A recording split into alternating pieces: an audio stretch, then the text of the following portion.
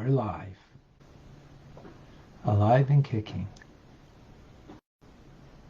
How do you know that you're alive? What makes us alive?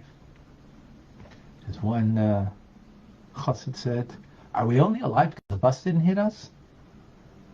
In other words, are we just kind of alive just because we kind of woke up that way? Or are we alive because we're alive? Highly intentionally alive. Because we sense connection. We sense vibrancy. We live vibrant. That's a good question for all of us.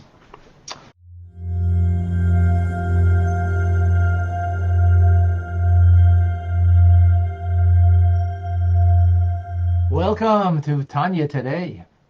I'm Rabbi coming to you from Chabad in Montreal, Canada, where it's a privilege and a pleasure to share with you the Tanya. Love has many dimensions to it, even metaphors, like fire, passionate love, like water that's calm and natural. What's the distinction between them? When is one appropriate and not the other? Can you own your love? Is that possible? In conclusion of chapter 44, discussing the various types of love, there is something about a love that you own. How do you own your love? It's when you develop it using your mind, pondering, meditating. In this instance about, as the Alter Rebbe explains, God and the greatness of God. And owning it means that it's something that aids your emotions and gives you a sense of passion towards God, to do a mitzvah.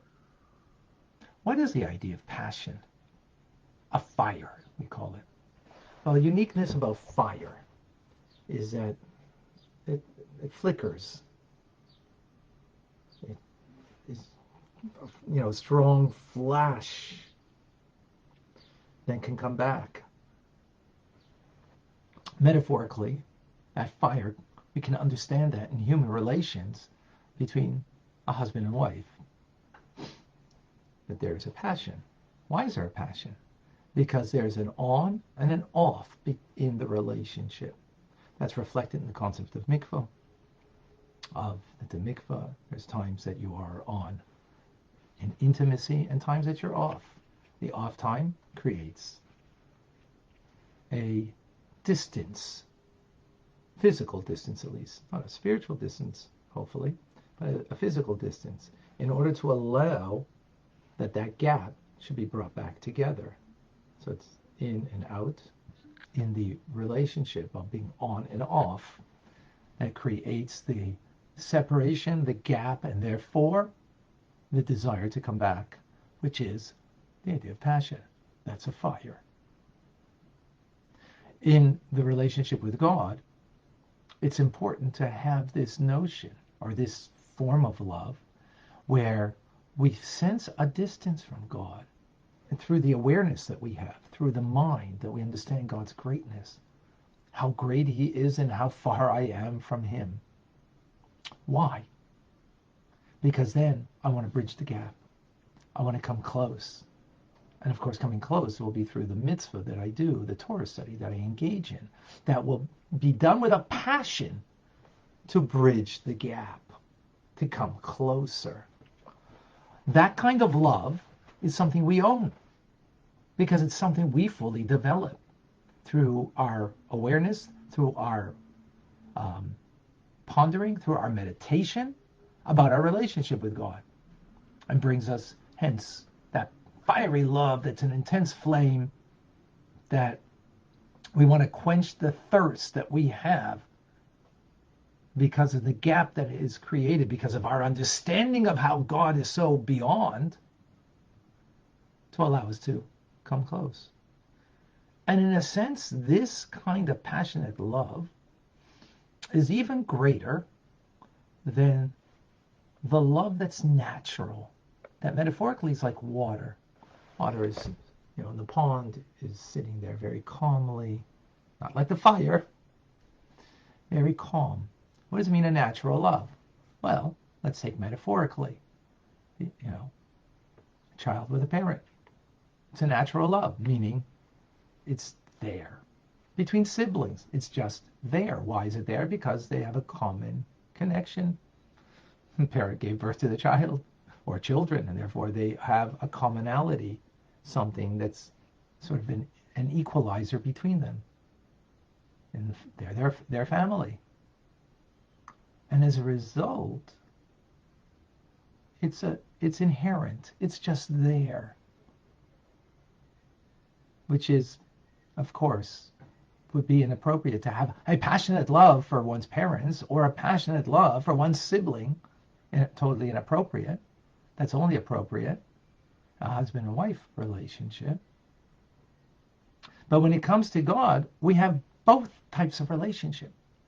One of passion and one that's inherently there. As the love that God is my very soul, my very life, and as God is my father and I'm his child. That's an inherent relationship. Again, metaphorically like water.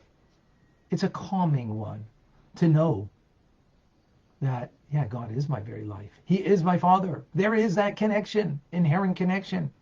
It will never go away. It's always there. So in our relationship with God, we need both.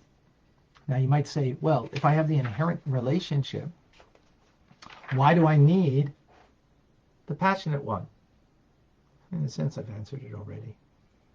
Because the inherent one allows us to have the stability, the groundedness, the assurity that inherently we're connected. But why are we connected? Because God gave me life. He gave me the soul, a part of him. He is my father. I'm a child to him. That's an inherent connection that God gave. I can't own that. That's an inheritance that's inherently a part of me. But what can I own? What can I make personal that it's mine, that I have sort of created? Is that when I have an awareness in my mind, because I ponder, I meditate upon my relationship with God, upon God's greatness beyond my relationship,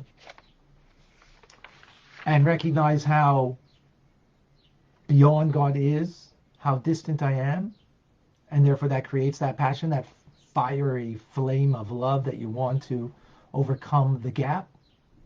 Of course, by doing a mitzvah, by studying Torah. That's something I own.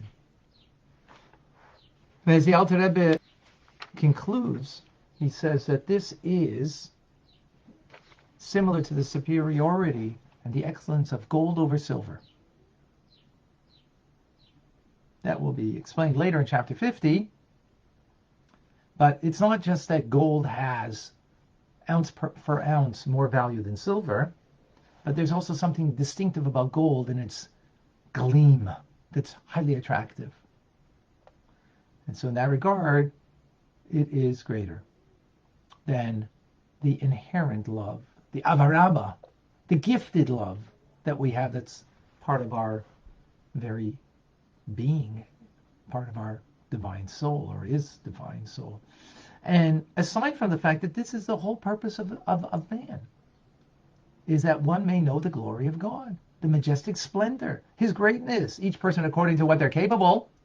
And as the Zohar tells us, in order that we may know him. And that's why we were created, that we should know him. That I should know him. In other words, not that I should appreciate the inherent bond and connection that I have with God. Of course, that's important.